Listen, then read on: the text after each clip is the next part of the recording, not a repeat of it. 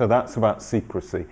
My book then is in part a history of Freemasonry, a global history of Freemasonry. I begin at the court of King James VI of Scotland, the future King James, who would soon afterwards become James I of England. That's him on the left, at which we get that first encounter, the crucial encounter, I think, between the folklore of Scottish stonemasons, the elite stonemasons of Scotland, the guys, we call them architects today, who carried out architectural commissions on behalf of the Crown and built buildings like the chapel at Stirling Castle. And on the other hand, the esoteric philosophy of the Renaissance court, in particular the Renaissance art of memory. I haven't got time, I can explain to you what the art of memory is. The book goes into more detail, but this temple is a theatre of memory. It bears a great deal of resemblance to what a classical author like Cicero and the Renaissance philosophers who followed in his steps, who learned from the Renaissance, was about a revival of classical culture, saw as a way of remembering and a way of accessing higher truths through memory. And that is what a Masonic lodge is. And it's at that moment that that combination begins.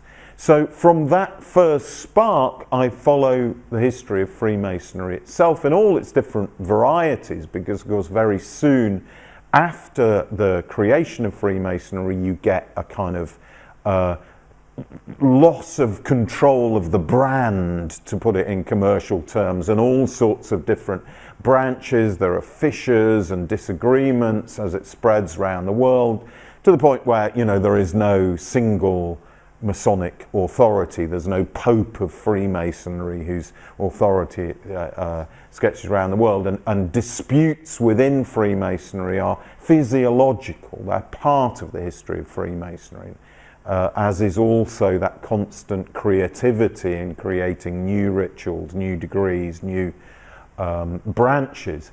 And some of the characters involved in that story, obviously I can't tell that whole story because it's incredibly global and involved, but I take as a sample, as an example of all of those processes, the history of the Scottish Rite, or the Rose Croix as it's called in English Freemasonry, the Scottish Rite in the rest of the world, which is really the most global of Masonic degree systems, and born in France, carried all over the world at the time of the Napoleonic Wars, and systematized eventually in the United States by this extraordinary character wearing his 33rd degree medal, you can see there, Albert Pike,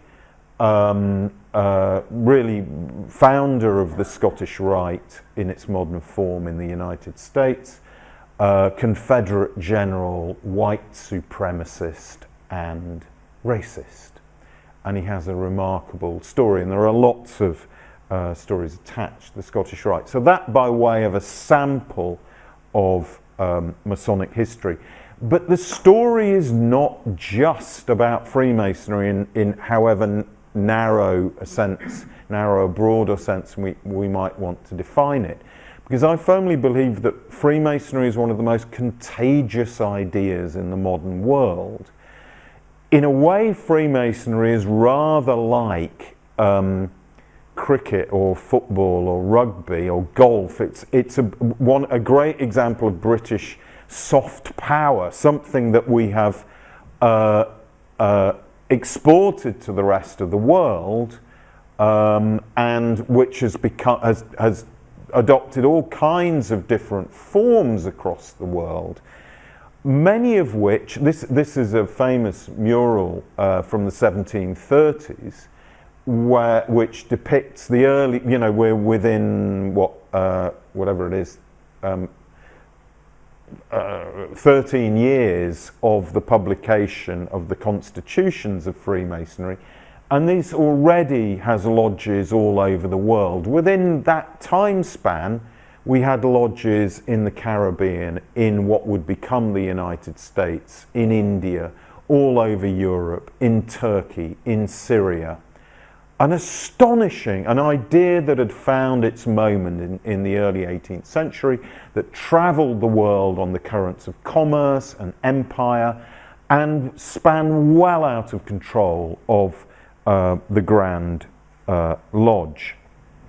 And my focus then is on the interaction between Freemasonry and history, the influence of society on Freemasonry and the influence of Freemasonry on society globally.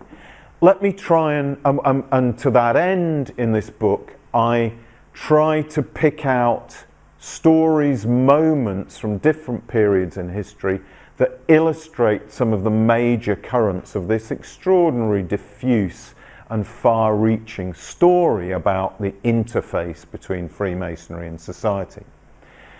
The first way in which Freemasonry influenced society was as a school of civic virtues. There is a paradox here in which many historians have commented. It's often said that the virtues of public life, the skills that people need to take part in the life of a modern open society, taking part in meetings, making speeches, treating people as formal equals within an institutional context. Those skills were first learned and first spread within Masonic lodges. And this isn't just true of Enlightenment Britain. Remember, we're at a time in history when power is starting to spread beyond the court. Society is becoming more open. People are participating more in public life. It's the moment of the birth of the newspapers and societies and clubs. And this is true in other parts of the world. That top illustration is a modern representation of a very famous moment in Masonic history in the United States. It's the moment when George Washington, during his 2 terms as the first president of the United States, laid the foundation stone, the cornerstone of the Capitol building in Washington, D.C., a city that was still rising from the mud at the time, that he knew would bear his name. I mean, he was a living legend. He could have made himself king if he'd wanted to. And Washington was a Mason. He didn't, like most very busy men, he didn't have much time to devote to ceremonials and so on. But he recognized in Freemasonry something that America needed, the newly independent American Republic needed. Because the lessons of history for a classically educated man like him were absolutely clear. Republics did not last. They collapsed into anarchy or authoritarianism. That's what happened. It happened in ancient Rome, it happened under Cromwell. You had to make and he was desperate to find a way to make the Republic work, and for that he thought it needed a public language of ceremonial that would replace the sort of religious ceremonies and royal processions that gave legitimacy to the institutions of countries like Britain.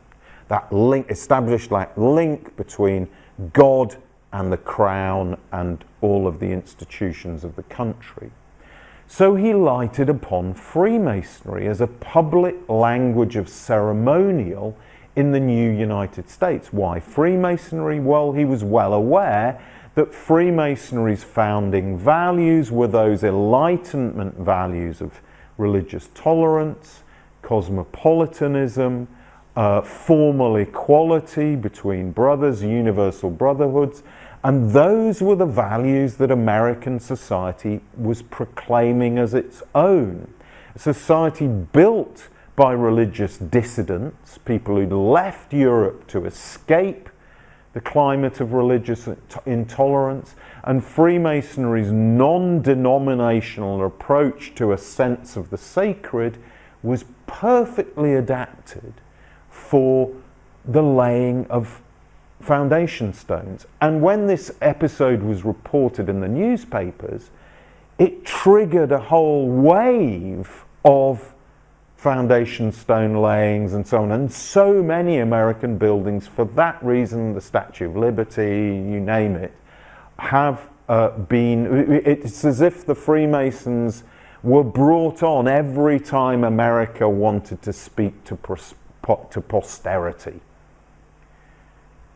And that was the propellant for the enormous success of Freemasonry in the United States. A second example, that figure there you may not recognize, is Motilal Nehru, the founder